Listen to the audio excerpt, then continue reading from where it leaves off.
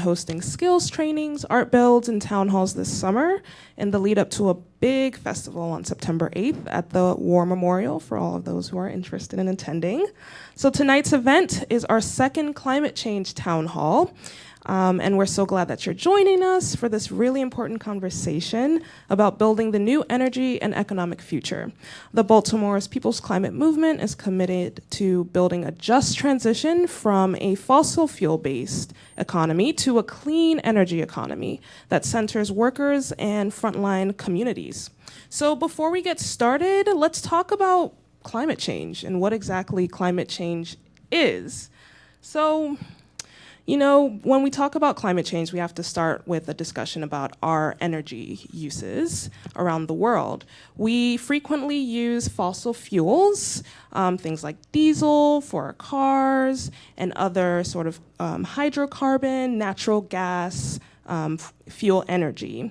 Those kind of things, when they're burned and used, create what we call greenhouse gases. So all of those gases that are emitted act like a greenhouse, right? So they capture heat on the Earth's atmosphere, and they trap the heat inside. Why that's an issue is because over time, over the decades of using that kind of fuel, the Earth has been increasing temperature. So across the whole globe, temperatures are rising. What that can lead to is ice caps melting, warmer climates, which can cause things like drought and heat waves, and generally it creates an imbalance in the Earth's climate. Think about your body, right? So if your body is used to being at a typical, temperature range, when it's overheated or even when it gets a little too cold, things get a little wonky with your system, right? You can get a flu, you can get sick, all types of things happen, headaches. The Earth kind of acts like that as well. When the Earth isn't at its right, perfect, comfortable temperature, things get really imbalanced. And that can create a lot of severe and more frequent storms and other really problematic things. So think about like hurricanes. How many times do we hear, oh, another 1,000-year flooding event? Now those things are happening every single year. So we're having 1,000-year flooding events all the time. Hurricanes, flooding, severe snowstorms, all of those things are a result of increases in the climate of our Earth and the temperature. So now that we've covered climate change, I want to take time to ground us in the idea of climate justice. So climate change is a thing and it has all of these consequences, but it's important to know that those consequences aren't felt the same way across all communities. So not everyone experiences those consequences the same. Vulnerabilities that communities experience as a result of injustice only makes climate impacts worse for those communities. And so certain communities will actually feel the burden of severe flooding, of heat stress, all of those things because they don't have the sort of resources and circumstances to become more resilient to those impacts, right? So we have to, when we think about adapting to climate change and mitigating its impacts, we have to really have a lens of equity and think about how fairness is a really important value when we come up with those strategies, so that we don't have those sort of one-size-fits-all solutions, because we know that one solution isn't going to be right for just about everybody. So that brings me to our conversation tonight about fairness in respect to greener, cleaner, safer, and healthier jobs in a new renewable energy economy in Baltimore. We have to make sure that not only do we shift away from those polluting industries that contribute to climate change, but when that happens, everyone must be able to access work for new industries and make a livable wage as well. So tonight's conversation is critical since it brings together voices that don't always intersect. And people in this room have sometimes disagreed about the right path forward for Maryland to build both healthier environments and healthier economies. So part of what we'll do tonight is discuss some of these historical tensions and what we can do to bring our movements together to build a future that works for all of us. So we'll be using a website tonight called Slido to collect questions from you throughout the discussion. And we ask your opinion on some of these key issues as well. So if you have a smartphone, you can pull up a web browser and go to Slido, SLIDO.com, and enter the event code 5923 to ask a question or respond to poll questions throughout the event. This is also listed on your program. I think it's the second to last thing on the front of your programs. And if you do need to connect to Wi-Fi, the network is the TRNNG guest, and the password is newsguest, capital N and capital G. Okay. So thanks again for joining us for this important conversation. We look forward to engaging you throughout the evening. And before the panel kicks off, we want to begin with a special video from Mustafa Ali.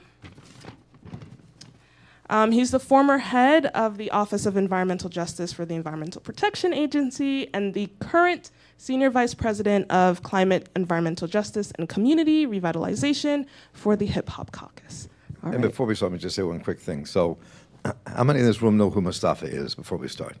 Okay, so let me describe him a bit more. So Mustafa Ali worked at the EPA for 25 years as running the environmental justice program. Mustafa quit the EPA because of the Trump administration's attempt to dismantle the Environmental Protection Agency. So he stood up and opposed that, was very vocal about it inside, and then decided to leave and said, out of protest, saying, I'm no longer going to be part of the charade. And then went on to work for the Hip Hop Caucus, now travels the country working with marginalized communities all over America to bring the power of a movement to this country. And that's what he's involved in. And he's a son of a union family, as well as being an environmentalist and a son of Appalachia. So here we have our good friend Mustafa Santiago Ali. Hi, I'm Mustafa Santiago Ali with the Hip Hop Caucus, and welcome to the People's Climate Movement Town Hall meeting. I come from Appalachia, a place where folks are looking for an economic opportunity, but also want to address both the impacts from climate and environmental. Today, in this momentous occasion, we are bringing together people from all types of backgrounds, folks who are African American, Latino, Indigenous, Asian, and Pacific Islander, our white brothers and sisters as well, coming together to be able to frame out a new direction, a direction that is inclusive, that includes equity, but also creates more than just a living wage. We know that when we talk about the opportunities that exist around a new clean economy, we are talking about the creation of over 5 million jobs that are estimated by 2040. We are talking about solar energy. We are talking about wind energy. We're also talking about geothermal, hydroelectric, and also tidal, and many other new opportunities that will exist.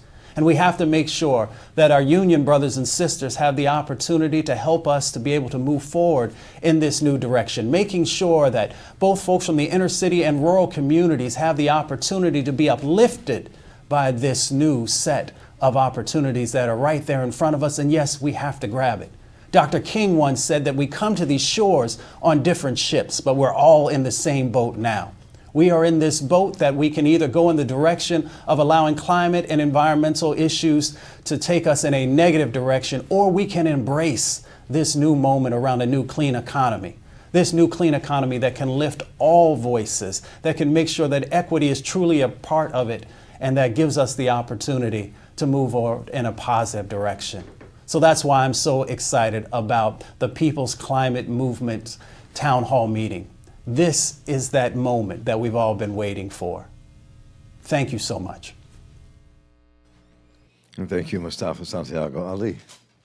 And so I'm glad Mustafa could open this for us. He's a very important person in this whole movement, bridging communities around our country, as well as bridging between unions and environmentalists and others. And he wanted to be here tonight to be part of it, but he couldn't because he's traveling, but came up here especially to make that opening for us. And let me just say a little quick thing about this before we introduce the panel. Why this movement here in Baltimore is so different than other movements around the country that I've witnessed. It's different because what I've seen around the country are movements, in the environmental movement especially, are movements that are led primarily by men and by white men. I'm both of those things. And so this different here is that this movement is being led primarily by women and people of color, which is really unique and powerful and says something different about where this movement's going.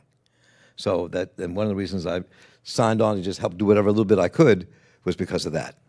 So let me introduce the panel. Everybody's going to take, first let me introduce my co-moderator and colleague here at Real News Network, executive producer. I'd like to introduce her as Dr. Cleela Harris, Esquire. She deserves all that. Cleela, good to have you here. Thank you. Glad to be here. And our panel is with us here. So we have, and I'll introduce everybody. Everybody will give this quick introduction. So here we go. We have with us Renard Parks at the very end there, who is with Navitas Solar. Next to him is Jim Strong, who is the assistant district director for the Steelworkers, and that's significant. We'll talk about that in a minute and why that's significant. And next to him is Nabiha Aziz, or not next to him, but coming, who is with Communities United, which is an organization in Baltimore City, which is organizing on public housing projects. And again, let me take a step backwards. This is an important piece. When the People's Climate March had their march in Washington, D.C. last year, at the front of the march, in Baltimore's delegation, was Nabiha and all the women from public housing, which was also a completely unique and different thing. We're building a different kind of movement here. And next, me right here to my left is Callum Benson. Callum Benson is with Zero Hour, and also is bringing the perspective of people, our youth, who are talking about a different future. So that's our panel. So let me go in that direction. I'm going to call on folks to introduce themselves very quickly with a quick 2-minute statement about who you are, why you're here, and we will start down the end of the aisle. Raynard, excuse me. Peace and health, family. My name is Renard Parks, and I am with the company Navitas Solar USA. We are an aspiring solar manufacturing company that will be starting here in Baltimore, Maryland. We actually already have the opportunity to move forward with selling solar energy. We're just looking to focus on bringing more jobs to the community. Manufacturing and reindustrialization is the biggest thing for us. The next portion would be bringing apprenticeship and training or entrepreneurship opportunities to the city, as far as youth, returning citizens, and other people in the DMV area, whoever is interested in green energy. And I also would say a big portion for us is to bring or catapult community solar in the city. Currently, right now, there isn't any community solar projects that are being put up. So we want to get the community involved by allowing them to either co-op and make energy together, or have the opportunity to utilize solar if it is not on the infrastructure on their home.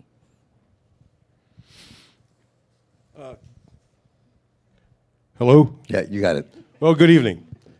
First, let me thank you, Mark, for the invite. I've known Mark for some time. I've been on his talk show, and it's always been a pleasure, and I thank this opportunity to speak to everybody.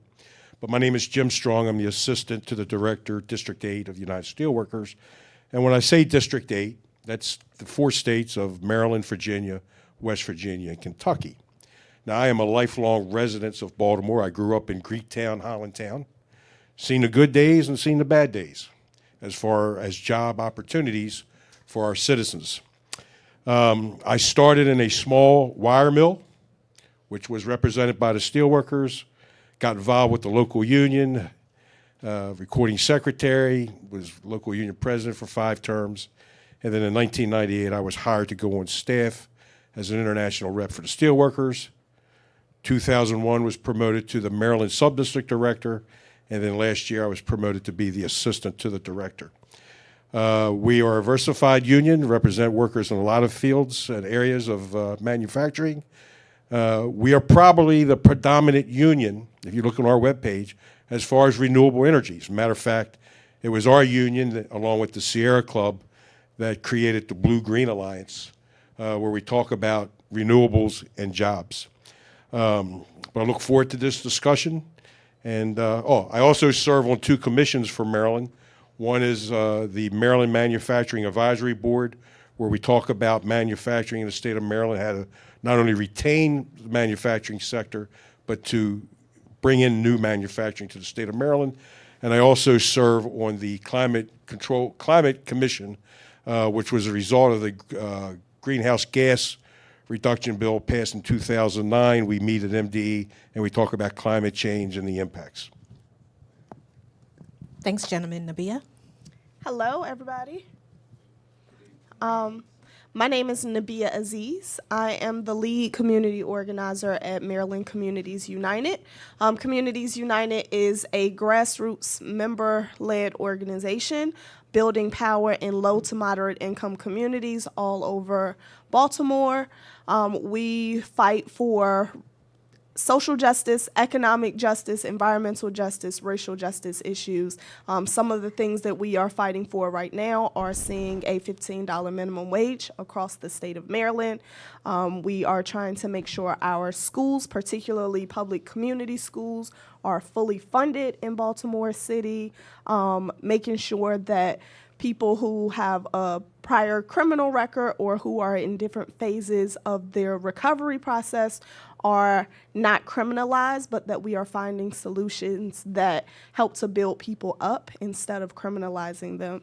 And we also have trauma support groups all over the city.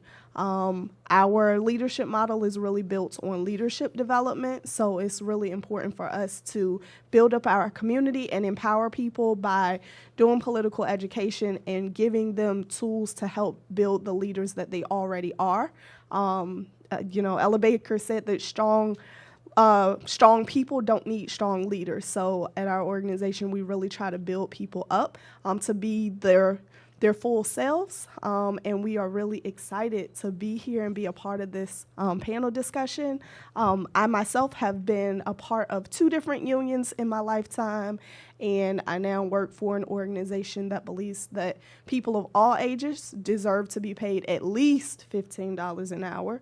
And I'm really proud of that. And I also have a very strong passion for environmental justice. I think that it's really important for communities of color to find their place in the environmental justice movement. It was crafted and built by African American communities, and now a lot of times people don't see themselves as being a part of the environmental justice or the climate justice movement, and I think it's just important for people to understand how much it affects their lives every single day. So I am so excited to be on this panel with all of these wonderful speakers.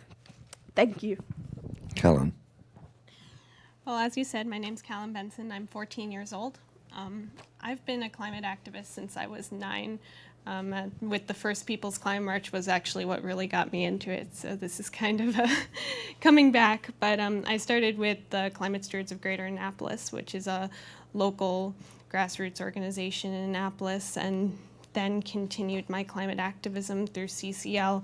Actually, for the 2016 election, I was riding with Paul and Mindy and Ryan on their on the last leg of the low carbon crossing, which was a CCL sponsored bike ride across the country, and I participated in the last leg of it from Pittsburgh to Washington D.C. But I've worked with CCAN, and I'm a Student Bay Advisory Council member for the Chesapeake Bay Foundation, as well as a volunteer for a paleoclimate study at the Smithsonian Environmental Research Center. My big project is something called Parachutes for the Planet, which is a global initiative to have youth all around the world create parachutes or round banners to express their views on climate change and encourage action. And that Parachutes for the Planet is what got me into Zero Hour. I started out as a partner and then was asked to join the art team, and now I'm on the advocacy team. And what we are is a group of youth who are under 25, fighting for our future and fighting for the future of other generations. Sorry, I'm stuttering. I'm really nervous. You're doing just fine. But yes, and thank you all for being here, and thank you for inviting me. Glad you're here. So let's begin. You ready? Yeah, why don't we jump in? You were doing an amazing job, Callum, but I want to go back to you. It's my practice to always center conversation with people who are most directly impacted, and I think a 14-year-old probably has more at stake in what happens with our climate long-term than the rest of us may. We may be a little closer to not being around for whatever the climate change is going to do in the next few years. So, Callan, why don't you talk a little bit about why it's so important for young people to get engaged with climate justice and for more seasoned people to make room for you to have a direct voice at the table as opposed to speaking on your behalf? Yeah, well, one thing that young people struggle as when being climate activists is not really having other young people out there, which is why we need 0 Hour, actually, because what I always told people is that the point of our organization is to show people that youth are out there and to show other youth that other youth are out there and that we're fighting and that we're telling people that this is an issue and this is an issue that's going to affect our future and the future of our children and grandchildren. But even being out here and doing this for a while, it's isolating. It can be isolating. I'm homeschooled, which makes it a little bit worse. But when you go into a room and you find that, oh, yes, I'm the youngest person again, there's something a little depressing and a little bit scary about that, because you don't know, are there other people out there like you? When you're fighting for your entire generation, you need to see your entire generation. And just every time I hear a person who said, this organization has shown me that I can fight too, it makes me smile. That is awesome, right? And keeping in line with that concept of coming together and making sure people aren't doing the work on islands. Nabia, will you talk about how important it is to build coalitions and maybe offer a couple of suggestions that you've seen beginning to work here in Baltimore and in your justice work, building coalitions towards the type of outcomes that we want to see for people? Yeah. So building coalitions is extremely important because nobody is the expert on everything. Everybody has their lane, and it should be honored. And coalitions are an excellent way for you to have an impact in multiple areas, even if that's not your specific area of expertise. So I'm really proud that, myself and my organization is a part of the Baltimore People's Climate Movement. We became a part of it at the planning period of the Climate March last year. And we wanted to make sure that marginalized communities were included, making sure that there were buses in communities that are often forgotten so that everybody could go up and participate in such an important march. And so, coalition building is really the best thing that you can do because you can't do everything. My first experience with climate justice was the 10-year anniversary of Hurricane Katrina. And at the time, I was doing work in Ferguson, Missouri, and the mindset of a lot of us at that time was, it's a luxury to worry about, the air if you're worried about whether or not you'll be breathing.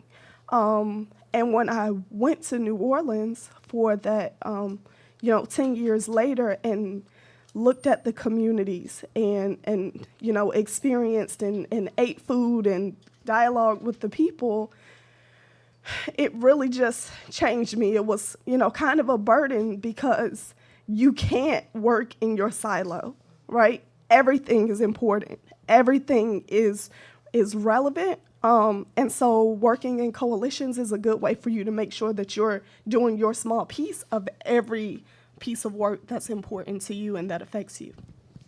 So, to follow up on what you all were saying and what Khalil started, I want to leap, given the time we have, I want to leap right into something here and just see what we think. And I'm going to go to Jim Strong to lead us off with this, and just we can all kind of chime in. Part of the title of this meeting is about the green economy. So we know that people want to put wind power off the coast of the state of Maryland. In Ocean City, I mean, not Ocean City, but on the eastern shore, by Ocean City up and down the coast.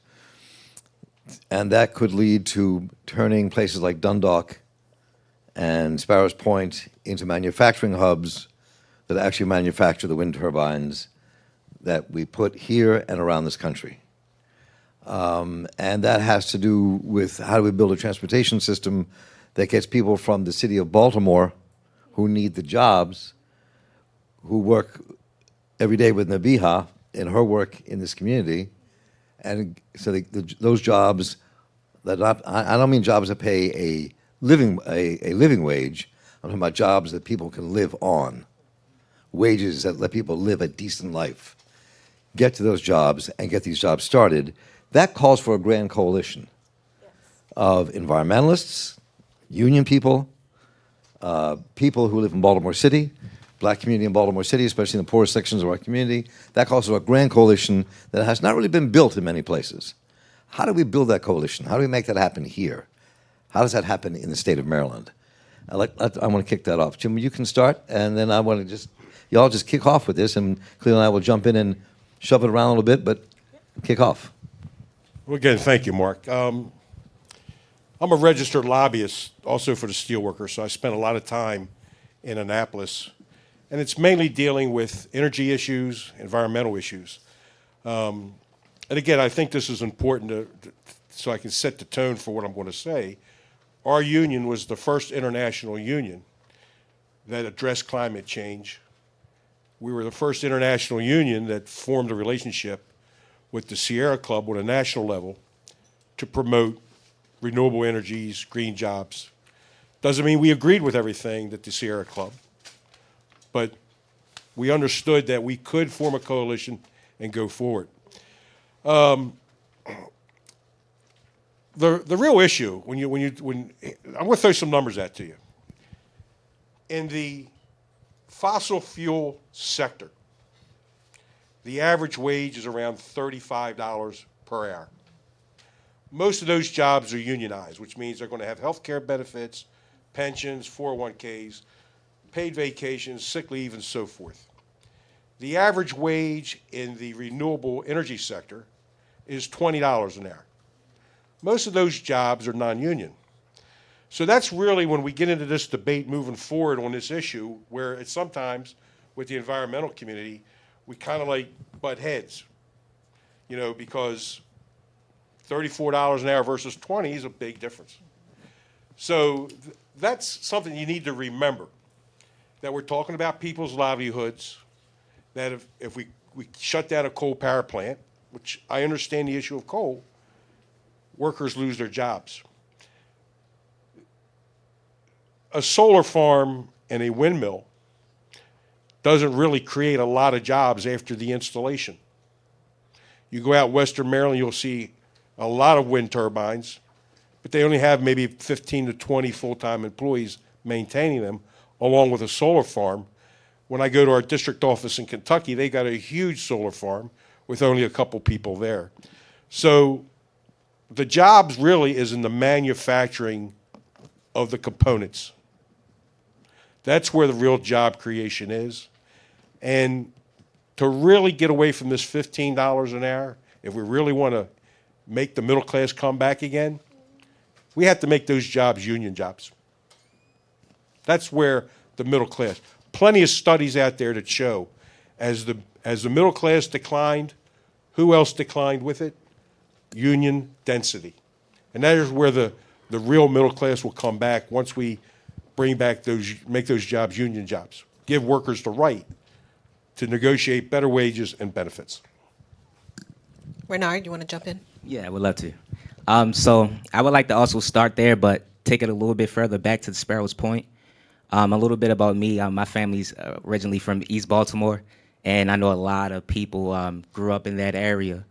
And the thing about Sparrows Point and how I feel about where we move forward with manufacturing and jobs is that manufacturing is where it is not only now as far as green energy, but that was the driver for Baltimore history back in the day. And when we look at Baltimore having over 17,000 right now, empty vacant lots and homes, you have to look to Bethlehem Steel and these companies who are in Sparrows Point because they employed 30,000 people at one point. So one would have to ask, is this where all these people disappeared from throughout that time up until 2012? So really, when you look at it, manufacturing and jobs go hand in hand as far as our city is concerned, because we've seen so many people disappear in that period.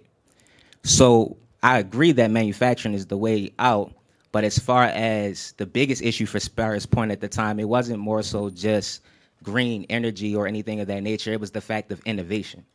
They weren't innovating.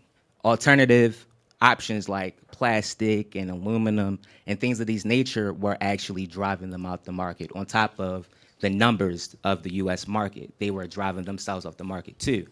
So the question that you now have to ask yourself is, if they were not able to innovate, we need to start looking to innovative jobs, which solar promotes. Yes, solar farms don't give an opportunity to have a lot of employees, but that's why you want to have other options like making solar canopies.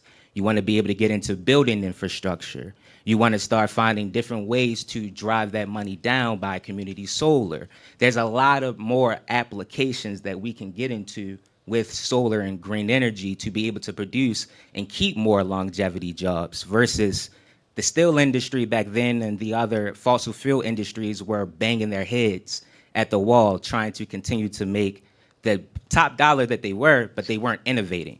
And then you ended up finding other countries like China and India and other places get into the national market because of this. So solar now promotes an opportunity for us to be able to do that here and continue to create jobs because we have more than enough applications in front of us to be able to grow. Go ahead. Go ahead, Jim. Let me respond. Yes. Let me respond to the situation at Sparrows Point. Their biggest cost was raw materials, ore. That was the largest overhead cost. But the real problem that not only happened to that steel mill and with other steel mills was our allowing China to dump steel into this country at below market prices. The American worker can compete with any worker in the world, but you cannot compete against a worker that's making low wages, no benefits, and so forth. That's what demised the steel mill, was imports coming in from different countries. So thank you both for your responses, and I do want to allow you both to respond if you have some additional feedback. But I want to push the conversation forward because I'm primarily an education justice advocate, and I heard what you said about funding schools, and I always push past that to funding schools for what? And oftentimes we know in our communities that our children are the last to get access to computer science, are the last to get access to the type of coursework that's going to prepare them for the future of work, right? And so when we get to the point where robots are doing the manufacturing, then what? So I don't want us to stick with just present day challenges so that we only have present day solutions, because manufacturing, yes, is important, but we are moving to a point through artificial intelligence where the robots are coming. That's not a joke. They are here. They're not being used in mass in a way that is clear for people, but they are here. And so when you talk about innovation and you talk about union jobs, how are we really working together to establish coalitions that are forward thinking on the future of work so our communities are not left behind fighting for scraps, where you have the 1% living a lifestyle that really forgets about the rest of us, and we are kind of challenging one another to figure out what to do when none of those jobs exist anymore. So when we think about innovation and renewable energy and clean energy, what types of things should we be looking to when we're advocating and pushing our policymakers to establish legislation that's going to support our children receiving the types of education necessary to participate in the future economy, and not solutions that really are going to be wiped out in the next 5 to 7 years. So anybody should feel Down this end? that was a lot. Nabiha or Colum, you want to jump in? Everyone's Ladies looking at each first, other my like, mother's well, when you put it that way. What'd you say, but- man? Ladies first, my mother's here. She would never forgive me. All right, Mom, wherever you are, thank you. So Callan, you have? Well, I completely agree with Reynard that we really need innovation. A young person cannot get a job in the coal industry or the oil industry and know that it's going to last, and they can't get a job in the manufacturing industry and know that it's going to last. We need new jobs like, oh, geez. I am blanking out on what I was about to say Take your there. time. New jobs. You were saying we need new jobs, that we can't rely just on manufacturing kind of jobs. Exactly. We need new jobs that can last and can create a wage that people can live on, especially as my generation is starting to get into college and then get out of college and start to grow families and start to have the next generation. Absolutely, but when we talk about Gen Z, though, we're talking about, and Gen Z being able to live middle-class lives, when we think about innovation, it's going to have to be the types of jobs that are absolutely unionized and are able to protect young people, because everyone's not going to go to college. So what are we looking at in terms of, and I don't know if your union is thinking that far ahead, but feel free to jump in, any of you, as we think about exactly that. Let me I can push that a little bit further. I mean, I can remember from years of doing the show, I remember this one show stays in my head over and over again when I think about jobs of the future. And we can, and then Jim, I'd like you to respond, and Bihar could jump in as well, is that this is the guy who owned, he was a part of the dry dock business in the port of Baltimore. And he said, I have jobs paying $30 to $40 an hour for machinists. Machinists today means you have to know computers, have to know things you didn't have to know before when you were a machinist. When I was coming up, it's a very different world. So, but he couldn't find any. There were no machinists. He had to bring people in from outside because nobody was being trained in schools or other places to take those jobs. So manufacturing jobs in today's world are not going to be the manufacturing jobs of just a simple, not simple because it's hard work. You're not just going to be hiring riveters to put windmills together. It's a much more complex world. So how do we prepare for that? And how is building a coalition to bring those jobs here, what do we do? I mean, you know, if they're never, Jim, I don't think there will be 36,000 new jobs coming to Sparrows Point, building windmills, or solar. But so what is that, where does that take us? How do we build something that says this is going to be our future? Well, I think, I don't know, artificial intelligence is going to affect a lot of jobs, not only in manufacturing. I was in Kentucky and I went into a TGIF's and they don't have a waitress. You put your order in at that kiosk machine and you pay your bill when you're done. Right. I can see that being at every McDonald's, It's already at McDonald's. Wendy's. That is a threat. I can remember at one time GM that used to be on Burning Highway. I remember, and again, I was in my younger day talking to a supervisor. He said, we got robots now. We don't have to worry about pensions, overtime. But when they stop, everything stops. I just came back from West Virginia Steel last week to do a plant tour that makes steel. They have an electric arc furnace where they melt scrap, and they build a certain beam for tow motors and otherwise. They automated one of their areas, but in doing so, created 25 additional jobs. So I don't necessarily know that automation is going to replace every job. Sure. Will it have an impact? I certainly believe that it will, as GM was a good example of that. But it is an issue. We got to think about that. But it's a good conversation. Did you want to jump in? May I jump in? Yes. Okay, cool. So I would say I would want to touch back on the diversity of the portfolio for green energy. Yes, automation can play a role, but there's so much that we can tap into. Just alone, you have small applications like phone chargers. We have solar lanterns. We have water pumps. We're in a city right now who has a mayor who has an opportunity to utilize a streetlight campaign. We have the opportunity to do solar streetlights. So when you ask me as far as the youth, right? I am a youth. I'm 25 years old. And growing up in Baltimore, you know, I still see the same things that I looked around. There's not a lot of options. I'm a kid that went to college. I went away to college and I came back and I still didn't have an opportunity to make a living for myself. However, now what I see in solar, I see kids who are engineers who have the opportunity. Look at Poly. Poly added a solar system in their school. Within the year, they've seen changes to their test scores. Anne Arundel County did three schools. Not only did they see changes in their test scores, they saved $1 million within their first year.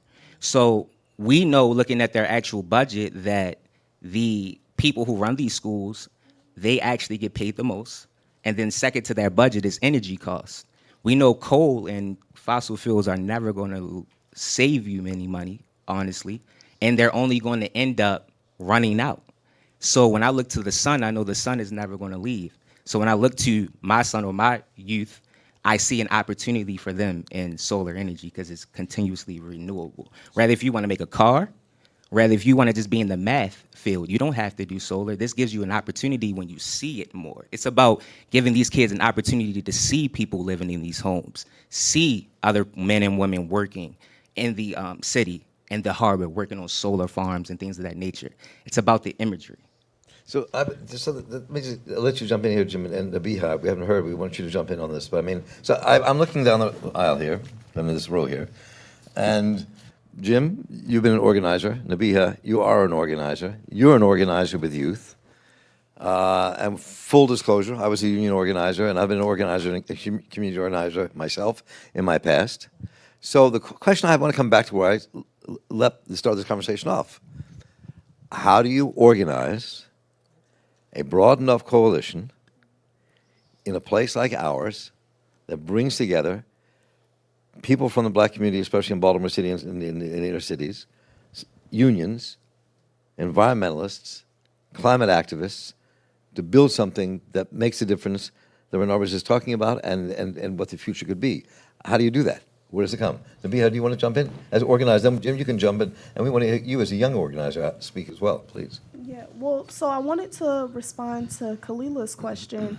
And I mean, so right now we're seeing a increase in 21st century schools. So we're building these, building schools that are supposed to be equipping students to move into the 21st century and beyond.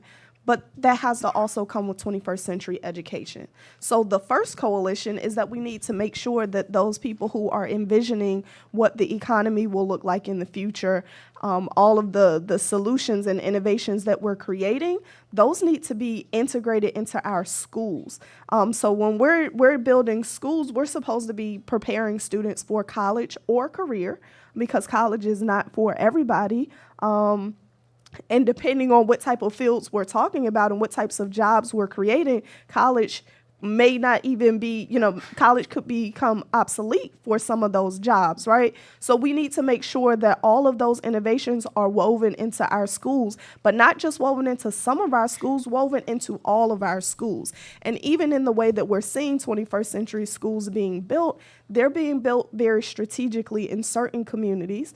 And in other communities, we're seeing schools being torn down, students being displaced, to where there are the concept of community, neighborhood schools doesn't exist in a lot of marginalized, a lot of black and brown communities right now.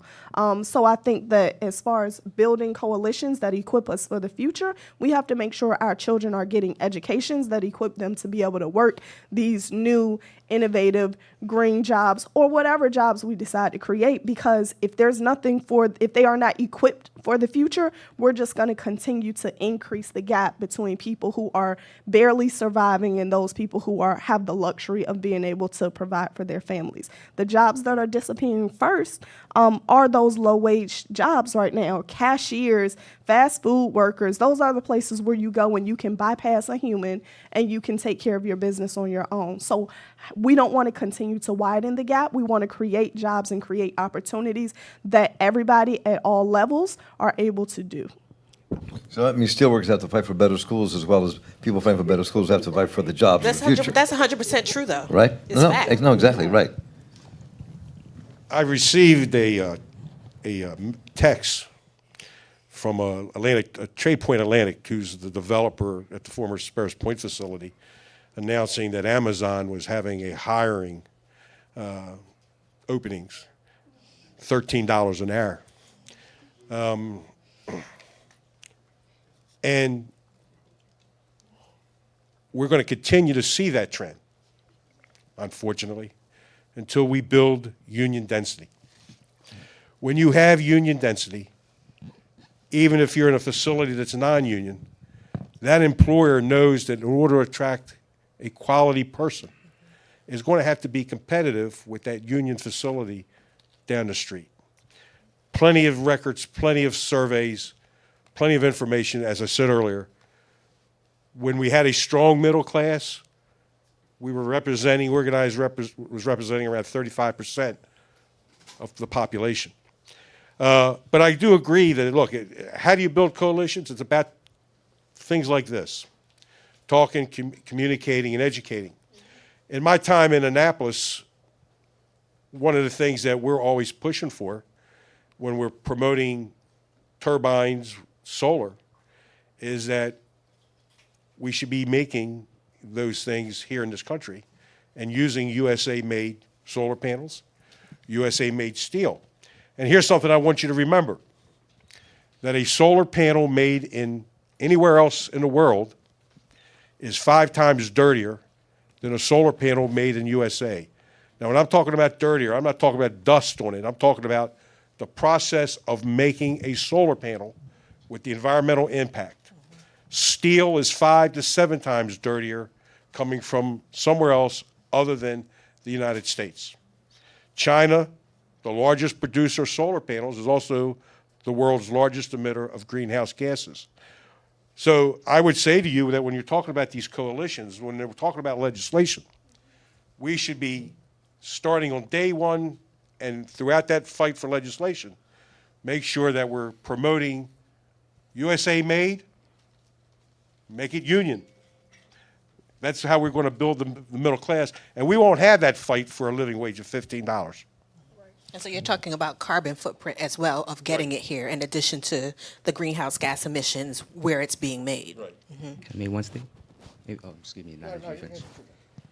Quick, as far as the coalitions, back to the energy thing. Community solar.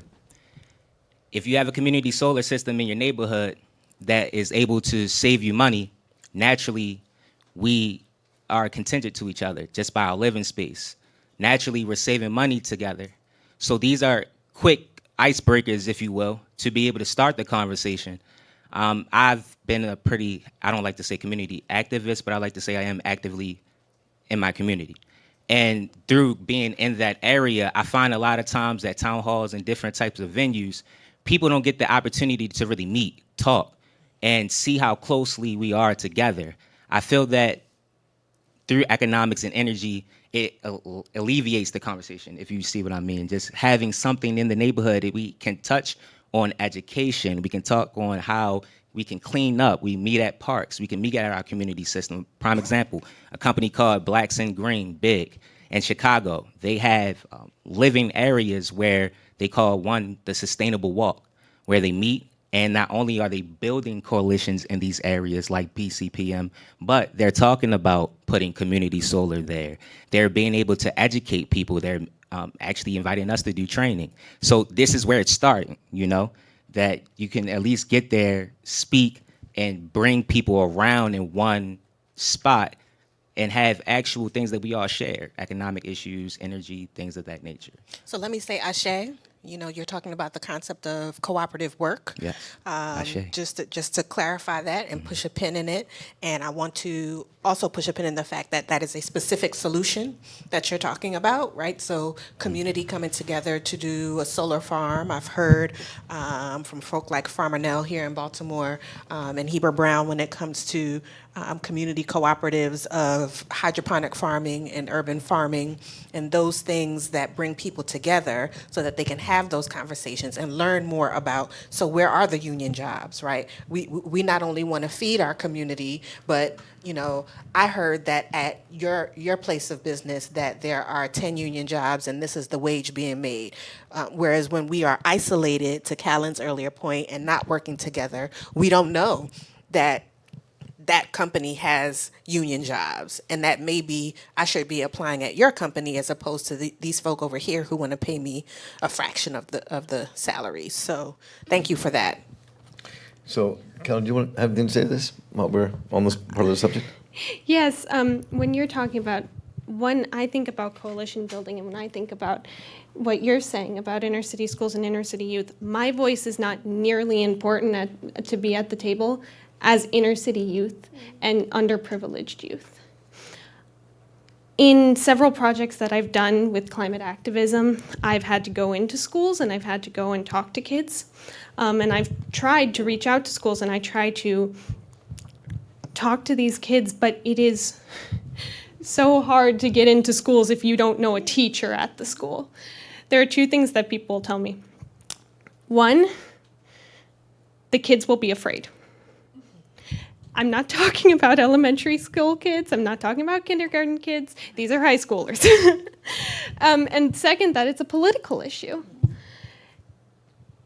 And that just, having it be a political issue, is gravity a political issue? No, it's not. It's a fact. And so is climate change. Right. And they teach gravity in their schools. They also teach evolution. Some people don't agree with evolution, yet it's a fact. You have to teach climate change too, and you have to educate these people on not only climate change, but climate justice. So solution number 2, thank you, Callan.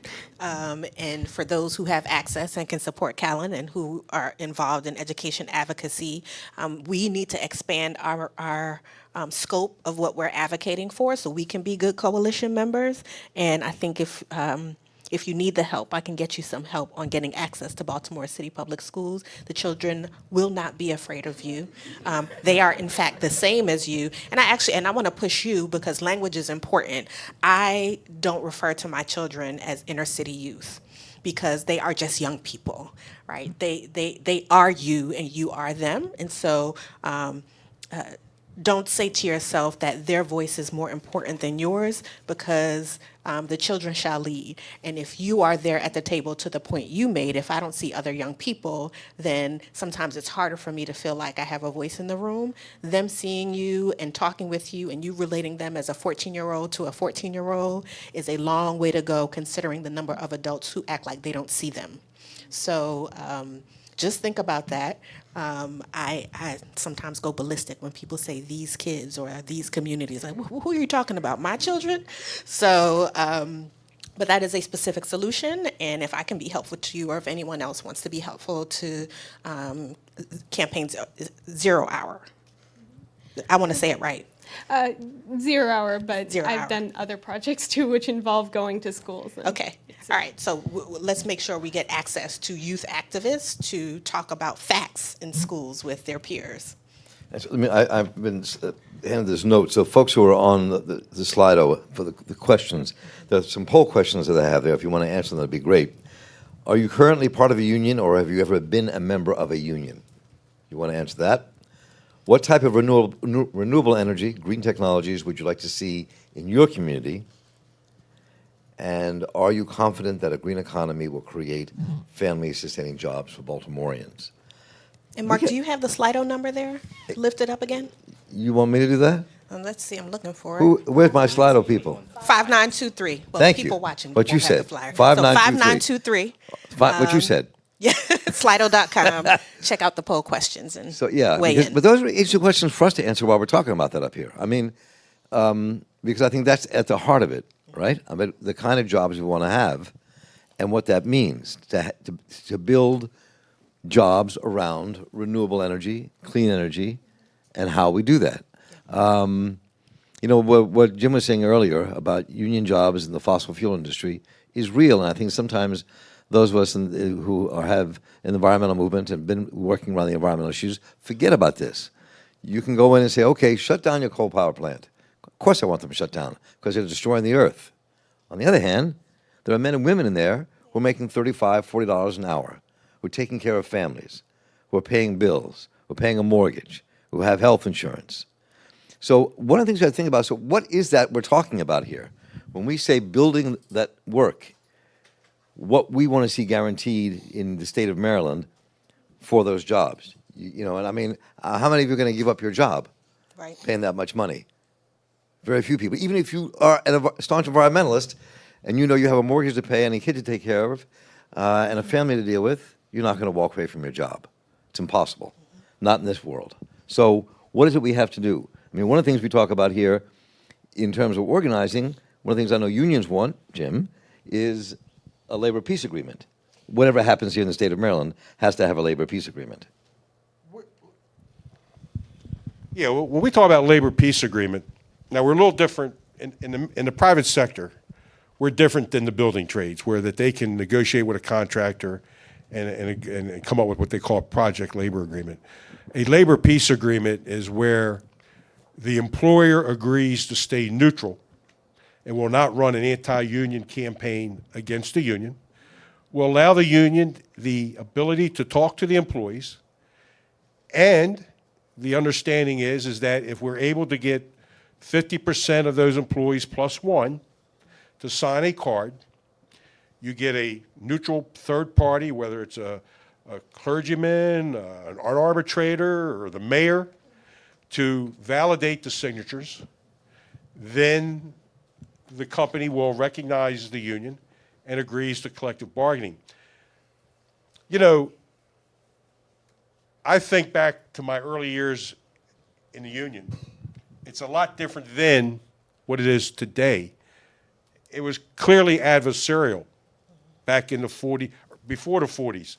It was adversarial. But because we live in a global economy, unions understand that when we sit at the table with our employers, we're not competing against the guy down the street. We're competing against somebody in China or Taiwan that doesn't have the same standard of living. We look at our relationship with employers as a relationship that we have to work together, and that's how we do that thing. You know, we have good relationships, not that we agree to everything, but we have good relationships with our employers. The last strike the steelworkers had in the state of Maryland goes back to 2001 at Crown Cork and Seal down on the Eastern Shore, which eventually closed. But it should be viewed as a partnership and not adversarial. But remember this, joining a union is all about power. If you're in a non-union facility, you are an at-will employee, which means the company can do what it wants to do to you at any time. When you form a union, that power now shifts, where it's like a scale of justice, where it's now equal. You have a legal right to sit across the table from your employer and talk about conditions of employment, wages, and benefits. An at-will employee doesn't have that luxury, or they're told, don't like it here, go out the door and find somebody else. So just to imagine this for a minute, we'll come right back to the end. I just want to ask Nabila a quick question and then come right at the end of the panel and also you, Colin. I'm curious, as we talk about, sometimes when you organize, it also has to do with visioning and envisioning what the future would be as you organize people around you, what should be and what could be. So I'm curious, just you think for a moment, where you organize every day, what a clean energy future would mean and what jobs would mean. I mean, if I think about jobs going to people in our public, in public housing, let's say in Baltimore City, if people were making $30, $35, $40 an hour at a job, what that would do to the nature of the city of Baltimore, the communities you represent and work in, and also what the dream is, what, as Reno was talking about earlier, what a solar-powered community would look like in this city, and how that would change just the nature of our cities. When you fantasize about those things, what do you think? Not fantasy in terms of not obtainable, but, you know. Right. I mean, the first thing, because when I'm visioning, I don't even think about myself and my generation. I'm thinking down the line. So one thing is community schools, right? So I talked about the jobs and everything being a part of schools, but community schools really allows the school to be a hub for the entire community. So that means that employers or people who work in the community are a part of the school community. Institutions are a part of that school community. You know, the elderly who live in the community are part of the teaching and learning process with students. And students are not stuck in a school building. They're out in the community. They're learning about different opportunities that are there, different job experiences that they could possibly engage in. And, you know, so I think that having our children locked into a building, isolated from the world as it's moving, doing is not productive for anybody, and is not helpful for our future. So our children need to be immersed in the world, because our children are very smart. And so if we're talking about the communities that I work in, people know what their problems are and they know the solutions to their problems. So you talked about power, and power is the most basic definition of power is the ability to act. Unfortunately, a lot of marginalized communities, they don't have the ability to act. So some ways that you are able to act is either by having organized people or organized money. And so I work on the organized people because I work for a nonprofit. We don't have a whole lot of money to organize, but trying to get people on the same page. But in order for people to be engaged in issues, they have to be secure. So, I mean, if I'm envisioning, I want to see every job be a union job because people are more secure and people have a better future for their children when they know that if nothing else, they can go to work, they can produce enough money to be able to take care of their families, take care of their children, take care of their elders who are no longer working. That's extremely important. If you take care of that basic need, then you eliminate a lot of the things that we see that contribute to poor communities.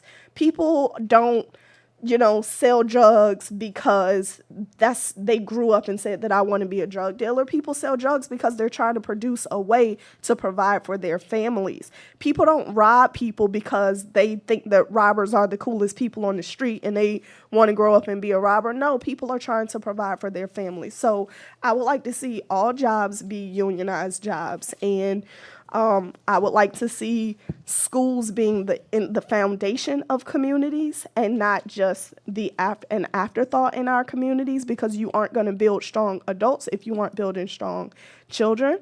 And I would like to see more community input and not just saying we had one person from the hood at the table who didn't feel comfortable or empowered enough to say anything, but they were there when we were planning. No, real, genuine community input from people who are going to be most affected. The people who are already in union jobs or the people who are in non-union jobs who are doing good for themselves, they aren't going to be the ones who are going to see the brunt of of climate change. It's going to be the poor people. It's going to be the people who are struggling right now. It's going to be the children who are in schools who are graduating and don't know how to read or write.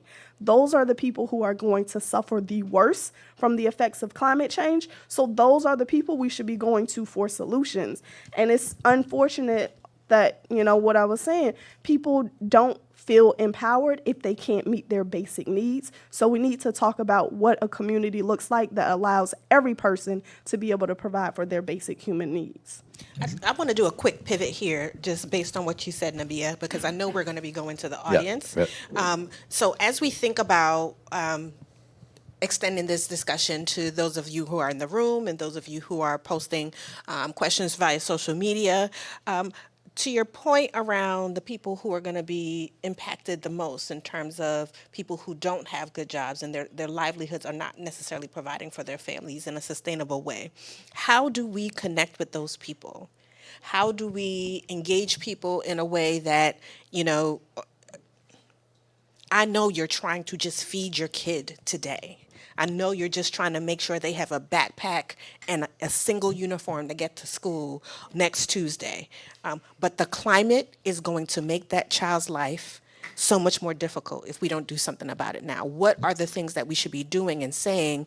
In some ways we're speaking into a vacuum or preaching to the choir because we're all interested in this topic. But how do we extend to the people who aren't coming to a town hall, who aren't at their second or third job, or who are at their second or third job and don't have a moment to stop and check out social media to see what's being said about climate change? May I talk to those people? Please. Okay, I'm like itching at my back to get to that one. Because that's kind of a reoccurring topic that I'm hearing, kind of that we're discussing today, and I don't want that to get lost in translation to those people, because reality is that, again, I come from that neighborhood. Those people aren't making $30 an hour. So that isn't a conversation for them. The conversation for them is, how do I get my kid to work? How do I get that kid a job? So that's not a reality for the people that are living in Baltimore City. The reality for them is, where is my opportunity? So the reality to get jobs, as far as, or how do we get them to have that conversation? We teach them that there are other lanes. Another thing too for me is that people who are leaving those jobs, they have an opportunity because we're comparing those numbers to manufacturing that has already been done. We have to understand that before the Paris Agreement that everybody has been worried about, in 2015, there was 7.3 gigawatts of solar that was made in that year, that was installed in U.S. All the time before that, 28 years before that, there was only the same amount, 28 gigawatts of solar. So when we're looking at that, a fourth of solar was generated in the U.S. in 1 year. We can't compare old manufacturing numbers to the opportunity when the U.S., I got a fly flying in front of me. The U.S., that was only 2.5% of the global solar. So what does that say for us as U.S. citizens? There's an opportunity there. And if you can come into this market at $15 in a city that people don't have jobs, in an area that they lost manufacturing jobs, mind you, for the people of color at Bethlehem Steel, they were 1/3 African American. Actually, the owner, it's actually known out there, and I got this from a book from Mark Reuter, who was a writer from Baltimore Brew. He actually talks about how it was a known thing in Baltimore that they knew that African American males were the only one that can really work in these type of climates. So with that being stated, how do we now look at these young men and want the same opportunity with no jobs in any other markets? But here we are with green energy, not even just solar. The green market, we have an opportunity to, one, save our kids, one, to allow less kids to be sick due to the emissions that's in the area, and we're just simply giving them an economic opportunity. All right, we're going to shift to the yeah. to the audience. So I'm going to. You all will have a chance to still jump in and answer Yeah, questions. I'm going to come over here, and people want to say something, stand over there, and I'll come over. I'm going to see what's on this board here. So you can start moving if you have a question are we that you saying want to here? surface to. So, are you confident that a green economy will create family-sustaining jobs for Baltimoreans? So 20% of the people so far have said very confident. 40% somewhat confident. 18% now unsure. 36% back to, this is moving quickly. Not very confident, 17%. Not at all confident, 8%. And so let's see, are you currently part of a union, or have you ever been a member of a union? So far we're seeing 20 people, I would imagine it is, in our audience saying yes. 14, what type of renewable energy would you like to see? And are you confident that a green economy will create family-sustaining jobs for Baltimoreans? 16 people say yes. So we're going to come back to these. But so let me, who here wants to have a little quick thought and a question for the panel? If you do, I'll hold on to the mic, reminding you that. Come on up here. And And remember, questions start with who, what, when, where, camera, why, is this and cool how. over here? Can we do it over there? Where do you want us to be? Here's good? All right. Okay. Who, what, when, where, why, and how. So we're going to ask everyone to limit the soliloquy and ask a question. Very Shakespearean of you. Limit the soliloquy. I got to be me, okay? And my answer to one of the questions that was posed by one of the panelists is simply compassion and empathy. How are we going to do this? You know, how do we get people to organize, et cetera, et cetera? Compassion and empathy. Thank you. Put a Compassion how in there. and empathy. So how does that fit into what we're saying here? I mean, I wanted to respond to the same question. And so, he was responding to Khalila's question about how do we engage these communities. And it has to be genuine and it has to be honest. And that doesn't mean that you rush in with a door pole when there's a crisis. It doesn't mean that you come in and get what you came for and then you're gone. And we aren't seeing systemic change because people aren't up for the real challenge. Everybody wants to be an activist, But I don't claim being an activist. An activist is on the scene right now, getting publicity or whatever right in the moment. An organizer is in it for the long haul. So any work that I do, I mean, if you aren't organizing to see something that your grandchildren will see the benefits of, you're not really organizing. And that's not grim to say, oh, I won't see the changes. It's real. Real change takes generations to implement. And so it has to be genuine and honest. You have to be a regular, consistent part of a community in order to engage people. You can't helicopter in and think that you're going to get genuine engagement for people who don't know if they're going to have food on their tables at the end of the day. So, Yes, come on up. come on, Ian. I'm curious what people think here. I'm going to ask you all this question as Ian comes up. How many people in this room, and I want to hear your thoughts, you can come up and say this, think this coalition we're talking about is actually viable and can happen? I'm really curious how many people think it can happen. How many people think it can happen? All right, well, we'll come to all that. I understand that part. I know that. Yeah, right. All right, we're going to come back to that. So I'm actually just asking a question on the behalf of someone. Not yourself? No, it's from the poll. Okay, cool. Slido. So I'm actually just gonna verbatim. As a flat roof row house owner, no solar company has been able to come up with more than half of my home's needs. How can all of us get solar at a reasonable rate? Oh, should I ask again? Nope, that was good. How do we get Okay. solar at a more reasonable rate for many houses in Baltimore that are flat roof row homes, correct? Yeah, but the question was just specifically, I think, for theirs. Yes, for theirs, for everyone. We will be inclusive, but that is a specific issue. And when you talk about solar farming and making a solar community, that is a reality in Baltimore. So, Reynard, I want to pitch that one to you to see if you have a response for this question. Yes, ma'am. Thank you. Great. So right now, Baltimore has a 3-year community solar pilot program that started in 2015, and they just went into the first year, actually, as far as installation last year. So right now, we're going into the second year of community solar. And what community solar allows is for there to be a community solar energy generating system, CSEG, to be able to be set up somewhere that is within Baltimore or a BG&E customer. And you then would be able to have that farm in an off-site area, collecting energy, providing a credit for what's called a subscriber.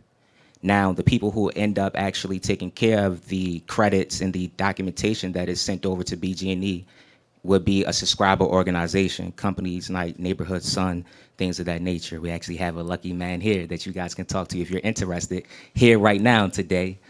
He's in the audience. But you do want to go ahead and take a look at off-site solar by getting up with your neighborhood, asking people what type of housing do they have or what type of roofing, and if it's not possible, you want to look at it to an area, find a subscriber organizer, and then they'll be able to find different solar companies like ourselves who are going ahead and vetting land so that we can put that system on that land so that you can still get the credit without it being at your house. And this is for people who work at, live in apartment complexes, also businesses. Great. We're going to go another question, but let Yes. me put a wrinkle in that. Okay. The wrinkle is this. There was a guy who was in The Wire. His name was Clark Peters. And he played the guy with the specs, the cop who was the smart cop who figured things out. Anyway, Clark lived in Baltimore the whole time he was here. He lived in Charles Village. He attempted to organize this in Baltimore and had a hard time, and I'll tell you why he had a hard time. He wanted to organize the entire Charles Village area to have solar roofs that would generate solar energy for people in the entire community, but couldn't do it because BG&E got in the way, because they wanted the credit to go to them. And what they wanted was to have these be a co-op where people actually owned the solar, had and be able to buy the appliances that could feed the solar into their appliances, into their home, and change the entire paradigm. So there's a struggle here about where to go. And that's part of the political struggle about what kind of future we want to build. And I think we have to remember that almost every infrastructure in this country, people forget this, almost every infrastructure in America was built by the government, not by private industry. Railroads, who laid the tracks? United States government. Erie Canal, who built it? The United States government.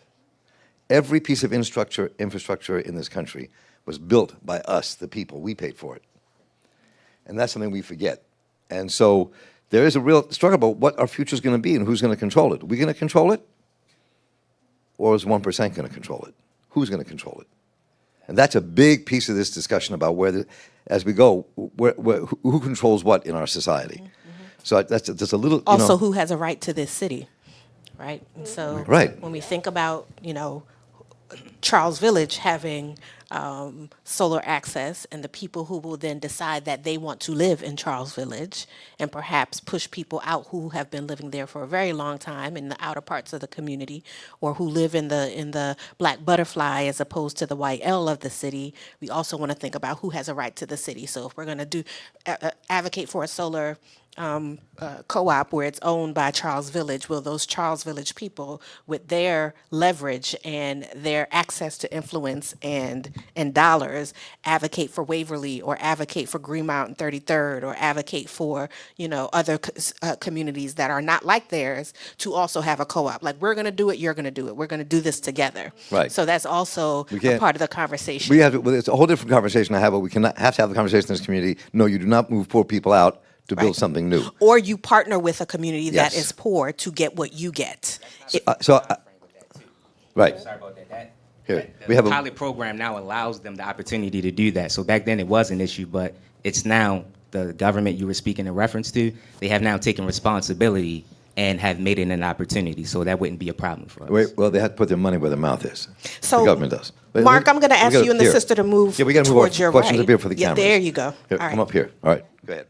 I got it. So, speaking of infrastructure and education and the robots coming, They're here. what do you think it will take in order for our youth to get the skills necessary to learn how to control the robots? So, for instance, the computer science that you were speaking about, or the coding skills, learning how to read and write code, or even just being able to build robots and then program them with those coding languages.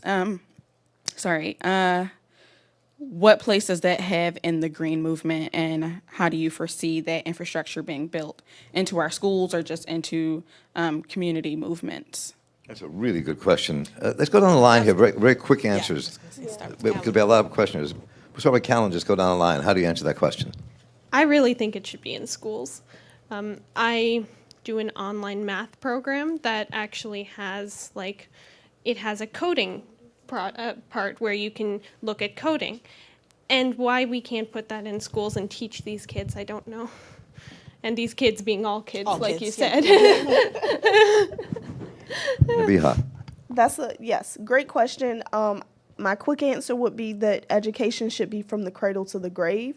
There are Barbie dolls out that teach you how to code. So I think that those there are. So it's a real thing. So I think that, those types of educational experiences should be ingrained in our, pre-K. Because, at the very beginning stages of learning, because our brains are like sponges, and our failure in this country is like not having universal pre-K, not having opportunities for our babies to take advantage of the moments in their lives when they are most able to absorb and to learn. So, Jim Strong. Yep.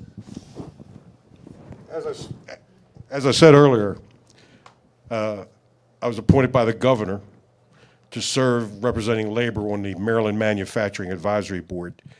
There's business there, the agencies, and everything that you taught. We struggle with that. How do we do that? It's really going to go back to the basics of education in the school. As a whole, manufacturing 25, 30 years ago, and like I said, I grew up in Baltimore. There was no such thing as a bad job. But they were dirty jobs. We're struggling with how to change that concept around about manufacturing when we have our meetings. But one of the things that we talk about is apprenticeship programs. We talk about education in the elementary schools, about the importance of manufacturing.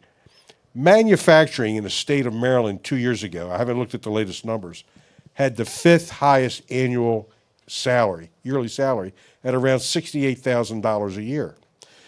The only jobs that were above that were professional jobs, mainly government employees, professional jobs like doctors and lawyers. But manufacturing had the fit around $67,000, $68,000 a year in the state of Maryland.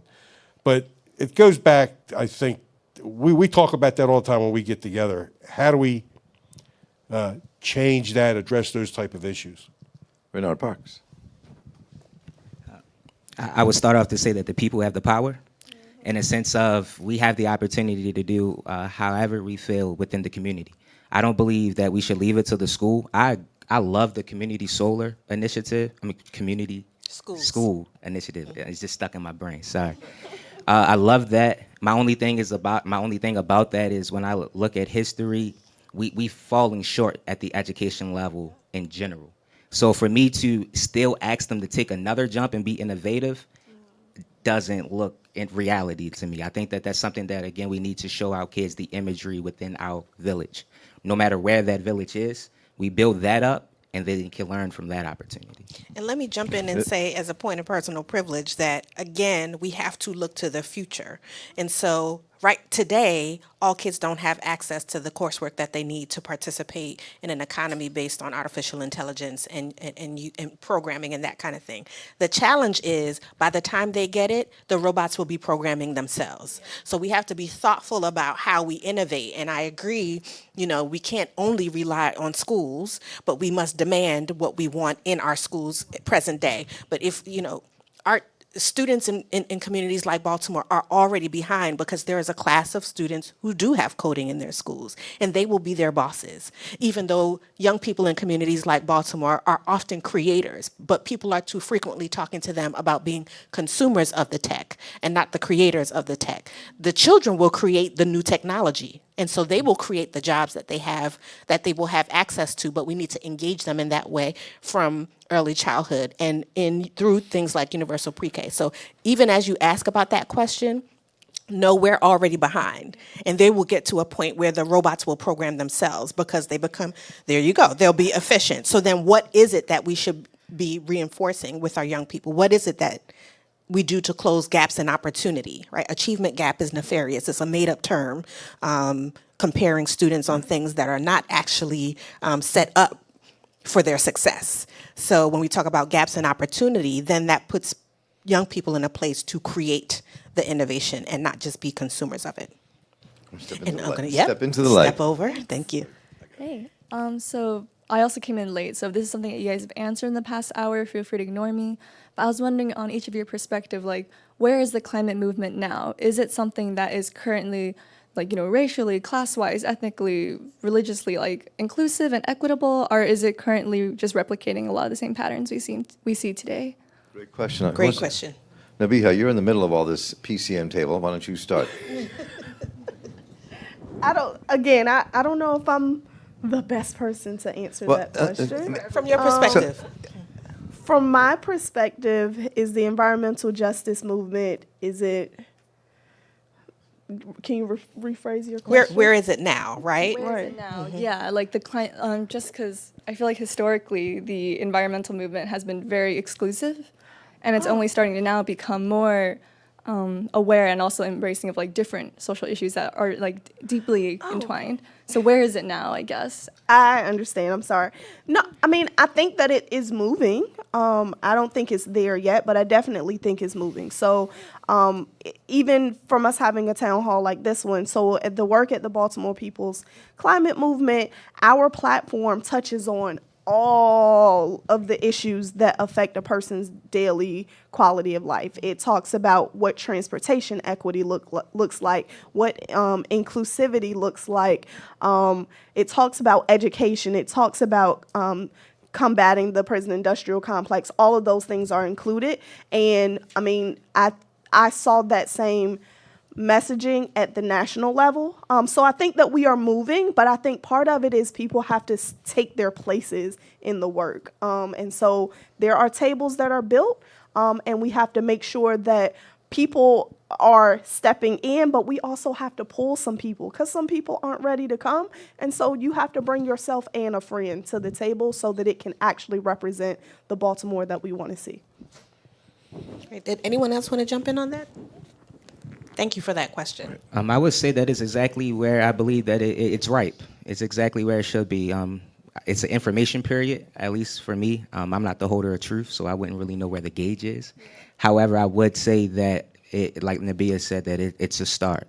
And here, especially in Baltimore, Maryland, it's here. It's just about, again, the people have the power. So when you guys are ready, so is Baltimore. I think you're seeing a change around the entire country with the leadership of what we call the environmental movement. You're just seeing it everywhere, from the Native American places to barrios to communities all over this country. You're seeing a real shift in who's running the movement. It's not what it used to be. It's not 1970. Things are shifting. Always takes a while to shift, but it's shifting. Yep, step over a little bit. Thank you. Thank you.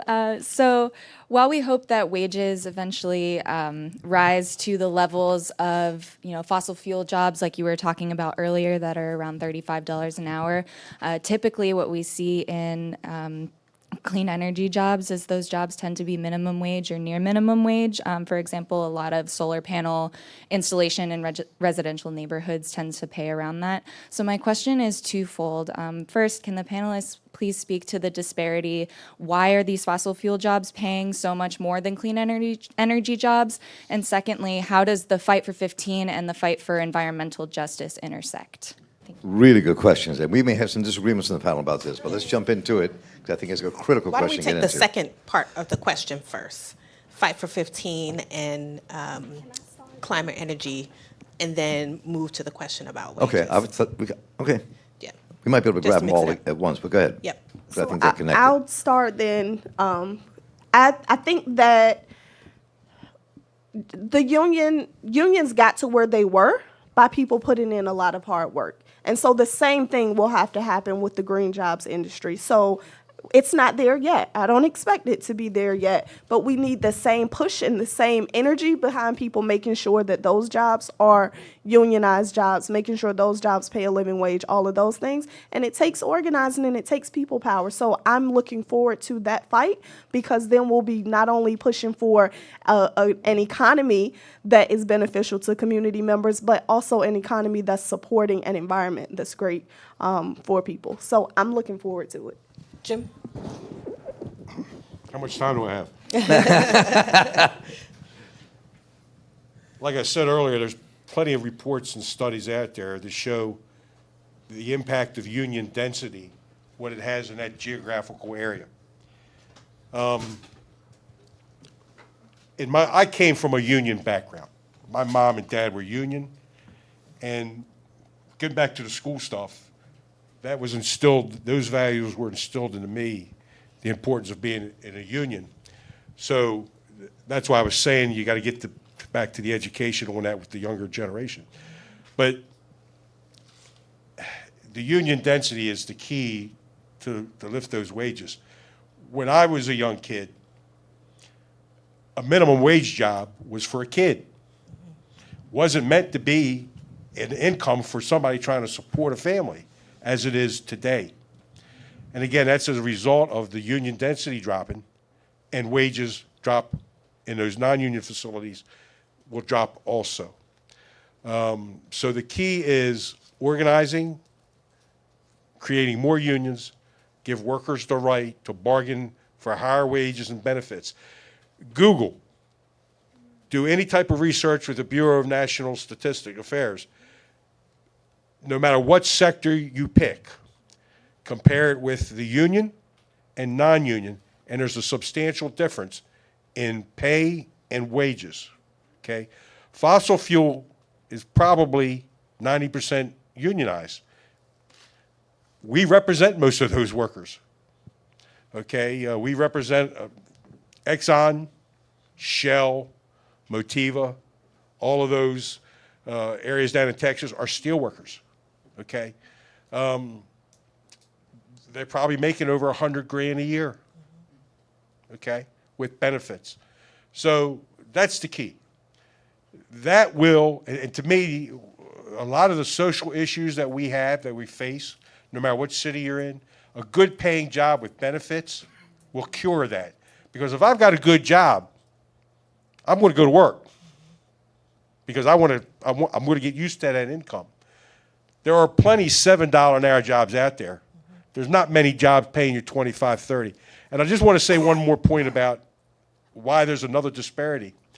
2 years ago, when there was a push to up the RPS to 25% in Annapolis, many of the environmental groups, and there was a solar company that formed a coalition with them to push for that bill. At that same time, I had 2 workers come into my office. They did their research, and they said, we want to pick the steel workers because we were like the leaders on renewable. They came in and said, we want to form a union. And when they told me what company they were working for, I realized, well, that's the same company that's down in Annapolis with some of the environmental groups. And I told them, here's what I need from you. If you want to get in a union, give me some information. They brought into me a contract that each one of them had to sign. That barred them legally from forming a union. It made them an independent contractor. Okay? And that's got to stop. If we really want to make those good paying jobs, if I'm an environmentalist, and this is one of the things I kind of like in my discussions with the various environmental groups, I said, look, the power companies are going to come to you for your support in Annapolis. Hold them accountable. Say, look, we'll give you our support, but we want labor peace agreements. We want to make sure you're using USA-made solar panels, USA-made steel, USA-made everything, because that's where the jobs are at. Anybody else? Because we're going to go. We have a Would love question to. here. I need to go to questions Well, actually, that why came don't from we the take? internet. Yeah, looking at time, why don't we take the next question And then I'm going to slide over to the board here. Come on, ma'am. Okay. Into the light. I'm from that ununionized, scrappy West Texas oil patch.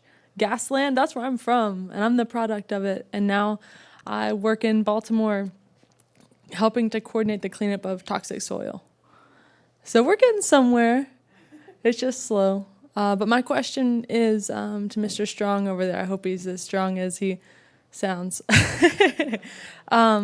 that next step? How do we get people to not be afraid, you know? We pretend we're so different from children, but we're not. Mm-hmm. We're afraid, you know? Kids aren't afraid of anything. That's why we're like, leave it to the kids. Mm-hmm. Teachers, you'll see teachers complain to themselves, but you won't see teachers really complain because they have a lot at stake. They'll go out of their way. They'll work hour after hour after hour for nothing. They'll put their own money into the classroom. Why? Because they're teachers, right? So let's just put more responsibility on them. It's so easy. Put responsibility on kids, put it on teachers, right?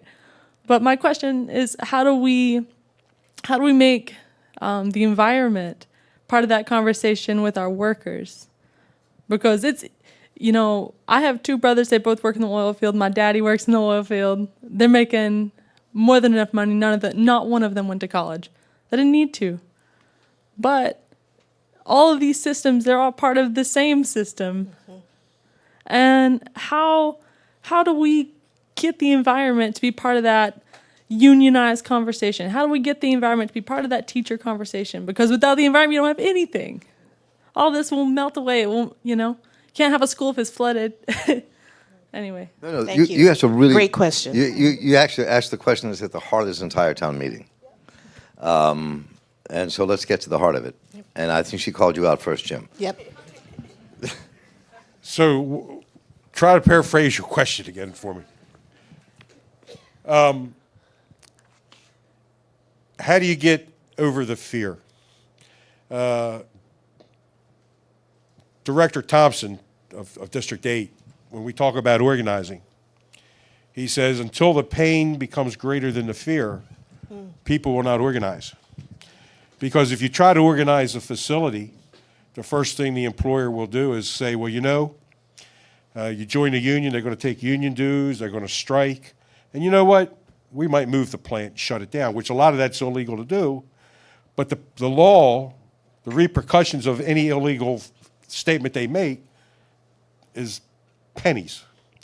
They will say and do what they got to do, to keep you from organizing. And like I said earlier, what's joining a union all about? It's about a shift of power. As an at-will employee, you have no power. You can go in and demand, and you might get a raise. But collectively as a group, you have more strength, and that's what happens in a union. But until people get over until the pain's greater than the fear, it's very tough to organize. And that's unfortunate that employers are allowed to take advantage of people like that. I want to push on her question, Jim, which was around those people who have union jobs, and sis, correct me if I'm wrong, people who have union jobs serving as a barrier to supporting a healthy climate. Because as Mark said early in the show, it's hard to say to somebody, give up your union jobs for the sake of the climate, and we can assure you, you will have other employment, right? Because people often don't take that next click to say that. We will work to make sure you have a place to land. And, so I think that was your question more so, right? Well, let me just say this. As much as we would like to get off fossil fuels, there's a lot of things that we use every day that we're always going to have to depend on fossil fuels. A lot of our plastics use oil. That's exactly right. Look, that's really a tough question because I'll give you an example.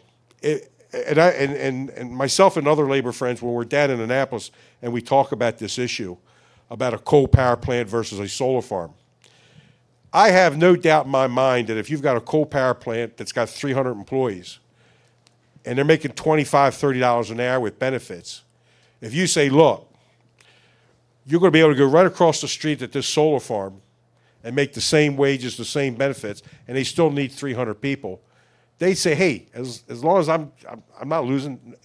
But that's the problem. There's nobody's been able to come up with that transition to protect those jobs to the new jobs. And again, the amount of jobs. A coal power plant probably got 100, 250 people, 300, maybe more. But a solar farm, after it's installed, okay, only a handful of people. Same way with wind turbines. The transition of those, that's the biggest challenge we have. As a member of this climate commission, we discuss that, and nobody comes up with a solution. Well, what I'll tell you is that if you tune into the Real News Network,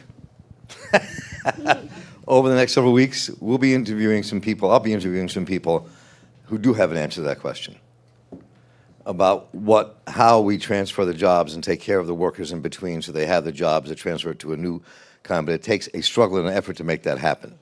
So it's not an easy, I don't want to dominate this, so I'm not going to kind of answer the whole question, but we are going to be looking at how do we answer that question. There is an answer to that question. If you got the answer, man, I'm following you anywhere. Again, I'm not the holder of truth. However, I think that perspectives and, as you said earlier, language is important. And when you're utilizing it, it depends exactly, again, who we're speaking in reference to. And I agree with, the first thing I want to say is that solar, as you stated before, I don't see an issue with like solar and unions. I don't think that's the issue because everyone wants a good paying job. Everyone wants a job that will be able to sustain them and have longevity. And we see unions working fine with solar companies all across the country, whether we're talking about IBEW, or talking about United Steelworkers. So I don't think that's really the issue. I think the issue at hand is, again, we're looking at the smallest sector of people who are making a lot of money losing jobs. But I think we're forgetting that today is about new jobs and the people who don't have them. And I just want to make sure I drive that home for the people, not for the people who are here that we're talking, but for the people who are at home. I really want you guys to understand that we're talking about people who make a lot of money losing opportunity. We're not talking about we live in the United States of America who has an employment issue, right? So what about the people who aren't working? So I think that's where we want to focus, and how we bridge that gap is focusing on those people, asking them what they need, how do they get it, and what resources do they need to be able to sustain themselves. So I don't disagree with anything that was said today at all. It actually goes hand in hand with what you want to do in the green economy. But you have to remember that the issue is fulfilling the need, and the need is with the people who don't have the opportunity. It's the grandchildren of steel workers who are making all that money that are now struggling, working 2 or 3 jobs that can't make the money. And that's Right, true. don't have a job Right. or are underemployed. Are unemployed. Yeah. Let's go to some of the questions up here on the board unless anybody wants to leap in. So I'm from the Anonymous writes in, I'm from the Maldives. I know you can't see me in the dark, but I'll do my best. I'm from the Maldives. We will not survive the climate change. We will lose our home soon. Reduce wealth inequality is the key. What are your thoughts? Now, that's an interesting question. Because Come we back talk to the about light, America Mark. first. Pardon? Come back to the light now that you Come back to the light. All right. I'm in the light. So that's an interesting The question. force is with you. Thank you, Kalila. I mean, that's an interesting question, because what that question is asking us is not about an American, but it's about some brother or sister in another place called the Maldives, these islands. They're about to lose everything and their way of life. And we benefit in some ways from their losing because we gain. They take away our jobs here, we make a lot of money. Folks lose overseas. So it's a larger question. And how do you answer that question? I think the UN has been looking at green energy. You find Puerto Rico, you find a lot of melanated areas across the world. Even now in the project that you've seen with ACON in Africa, you find that the people who are living in these areas, I also have a friend, Ganesh. Ganesh is at Walden University. He is a example of a student who went to a school, and they gave him an opportunity to figure out what could he do in his town in India where they didn't have any running water or electricity. Thousands of people. He found a way to make a solar water pump that not only pumped the water, but also gave them light in the area. Then you see ACON at a bigger spectrum. But I say this to say that these countries in these areas, what they're missing is food, water, small necessities, and they're getting them with the opportunity of light and power. So that would be a start in those small areas, bringing light and power, giving people opportunity to see what they're thinking, and they maybe can manifest more things from that opportunity. And part of it's a political question. I mean, if we are facing now a government that wants to withdraw us from the Paris Accords, that wants to change the nature of how we do trade, of doing all that. I mean, we're seeing destroying the underpinnings of building the planet that can be safe for all of us. So it's a political question, and I think Americans have to organize themselves together to create the kind of place we want, and that's that. And we're facing this right now, and I think we can't be sanguine about it. It's a very dangerous. But even place at a right base level here in Maryland, right? Yep. When we look at the attack ads for the gubernatorial race, it's like a dirty word to say taxes, or the concept that everything that we're doing is to make sure people can make as much money as possible, which is what this question is about in terms of wealth inequality. And even poor people or working class people or middle class people have bought into this concept that one day I too am going to be a millionaire, right? And so they support things like people getting up and saying, I will never tax you. We're not going to ask you to do more, or we're not going to ask the richest amongst us to do more, so that people who have nothing are able to contribute. So I actually would like to ask Callan what, in terms of priority, what you think about reducing inequality and wealth, and that concept that from a political standpoint, it's going to take some will. So as a young person, how do you see that issue framed? Yeah, well, in Parachutes for the Planet, we had a couple of parachutes come in from the Marshall Islands, and with those parachutes, the kids who made it sent letters, really, really powerful letters. And I was telling this story at a different talk where I was talking to a bunch of high schoolers from around the country and the U.S. territories. And one girl stood up and asked a question, and she said, "I'm from the Marshall Islands. How did you hear about us? How did you get in touch with us? Because not a lot of people know what's going on there. Not a lot of people know how to help, or even how empowering it is to have their voices heard." So when we're hearing about the Maldives, I'm thinking about those communities that have shared with me their voices. And that when I'm speaking here, I'm not speaking just as myself, I'm speaking as all of those youth behind me. Yes, great. Thank you, Callan. So we're just about out of time. And as we're going to wrap up here in a moment, I'm just going to list some of the questions here were really interesting we didn't get to. Is I hope this town hall addresses industrial farming as one of the biggest contributors to greenhouse gas emissions, which is a huge question that I think we have to wrestle with. And hello from Facebook Live wants to know, how do we bring people of all backgrounds into a movement for not only green jobs, but also against racism, militarization, etc.? And, you know, when I read that question to Biha as we close out, I think of the People's Climate Movement table here in Baltimore. Because as you said earlier, that's exactly what the movement is about in this city. Bring yourself and bring a friend or two or three or four. We all have to be there, whether we come willingly or we come kicking and screaming. Everybody has to be at the table.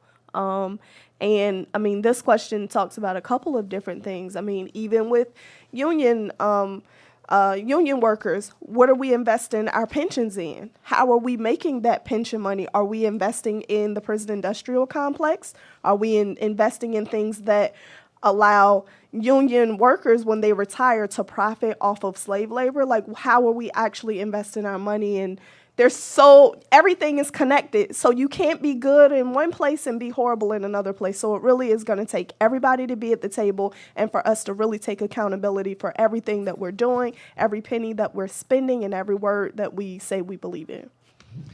And can I ask you all to give our panel here some thanks, and thank yourselves as well.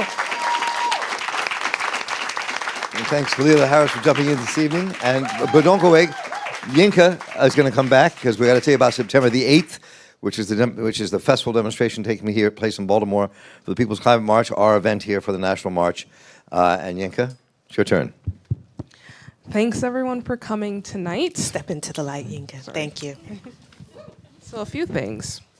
One, we're having a great rally on September the 8th at the War Memorial Plaza. It's called the Festival for Change, Climate, Jobs, and Justice. We're going to feature a lot of things like art, performances, and other opportunities to take local action. So please attend that event. We have some flyers at the sign-in table. Also, before you leave tonight, we have some pledge cards for you at your table. If you don't have them at your chair, there should be extras outside. Please fill out both portions of the pledge cards. Drop off the top portion at our sign-in table, and then the bottom portion is for you to keep to yourself and reflect on all the actions you can take following our discussions here today.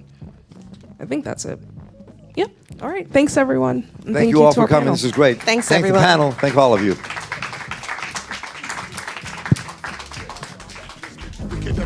Them know say respect to them and first. 5 dog, I know you and I 1 and 2s. Give me that.